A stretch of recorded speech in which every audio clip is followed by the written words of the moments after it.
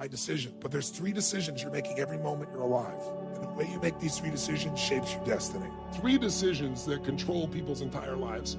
They're happening right now as people are listening, and they can test in their own mind if it's true. When I was a little kid, I grew up in a pretty tough environment. I had 4 different fathers, and we had never had money even for food. I mean, Thanksgiving with no food, and my parents are fighting. It was the worst experience of my life. It was the most crushing experience I felt. I have a younger brother and younger sister. I'm the oldest. So I was trying to keep them from hearing this conversation. And then a miracle happened. Bang on the door. I'm the oldest. They're screaming. So I go answer the door. And I answer the door, and standing there is this giant man. It was this little boy. And he's holding this huge box of food. And beside him on the ground was a black pot with an uncooked turkey in it. And he said, "Is your father home?" And I said, "Just one moment."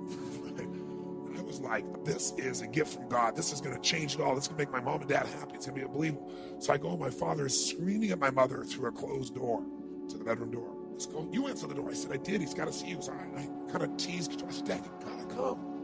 So he said, "Fine." He made one last yell at her, and he walks to the door. And I'm waiting there, just can't wait to see his face. And my dad opens the door, and this man's standing there with this big box of food. And my father did not get happy. He looked at this man, and he raised his voice to him, and he said, "Look, we don't take charity." And then he took the door to slam it in the man's face. But the man was a good-sized man. He put his foot there and smacked his foot and bounced back over. He said, Sir, this is not charity. Everybody has tough times. Somebody knows you're having a tough time, and they want you to have a magical Thanksgiving. I'm just the delivery guy." He said, "Please take this." And my father said, "We don't take charity." He went to slam it again. And this time the guy put his shoulder against it so he couldn't do it. And then the guy said something that I'll never forget. Moments I wish he hadn't said, but he found a way to force my father. He's holding this thing, and he looked at me, and then he looked at my dad, and he said, "Don't make your family suffer because of your ego."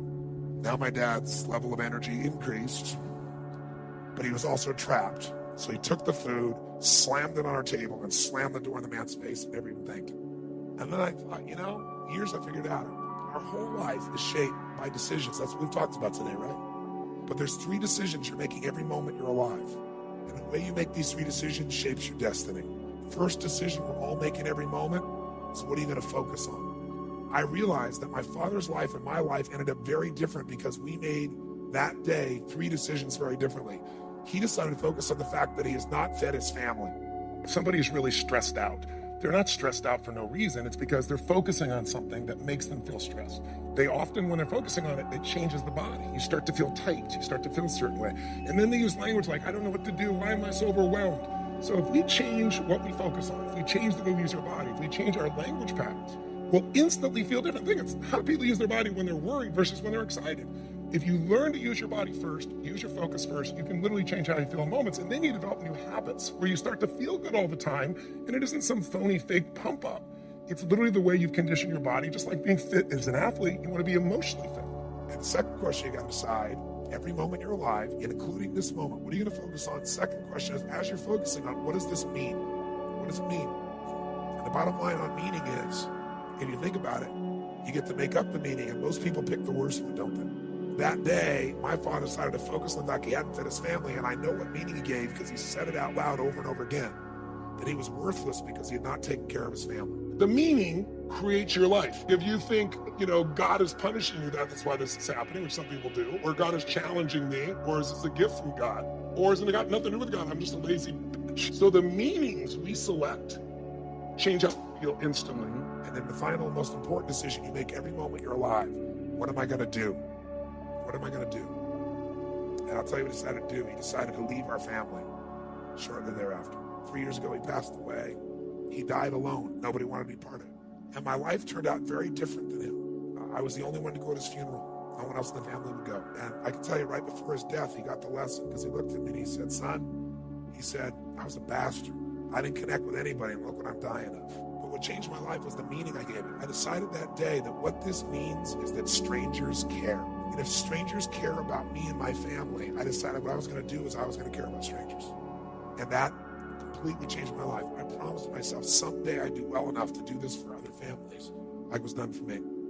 I realized in that moment that the worst day of my life, my father leaving, had actually been the best day of my life. Because if I hadn't had that experience, I wouldn't be here today. And now because of that, I'm get to live this life. I have the desire and the drive and the want to give it this way. That's why I really realized that the worst day was the best day, and that was God's gift.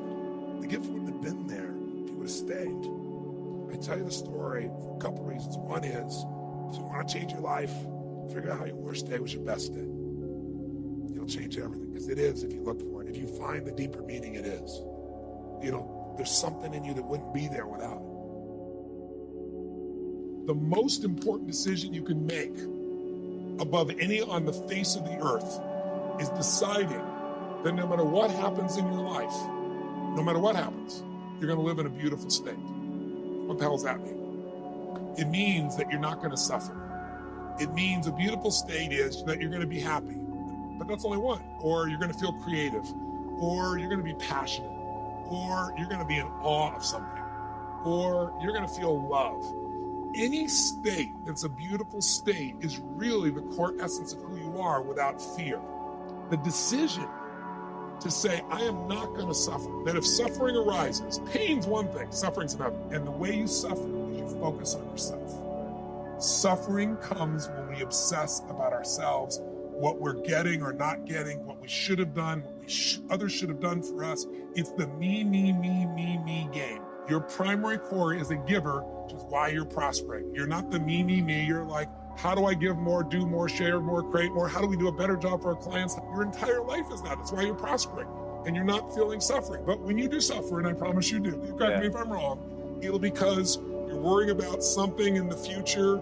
How's this going to happen? Will this come together? Suffering could be worry, it could be anger, it could be frustration. It's anything that takes you out of a beautiful state. And here's what people don't get.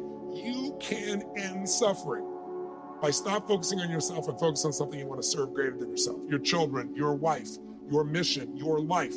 You can get out of it in an instant because the nature of the human mind is to constantly compare things. Life is short. We don't know how short it's going to be. But if you only had a week to live, I bet you wouldn't allow yourself to suffer over a little crap that makes you crazy normally. I think you would probably spend time with those you love, you would do what you love. You'd take awe in a sunset, you'd smell the air, you would take in everything in those final moments that you possibly do. So my thing is, why wait? Right? Why wait? Why not just decide that if I start to suffer, I know the solution, because suffering is me obsessing about me. Here's history and one thought. Good times create weak people. Weak people create bad times. Bad times create strong people. Strong people create good times.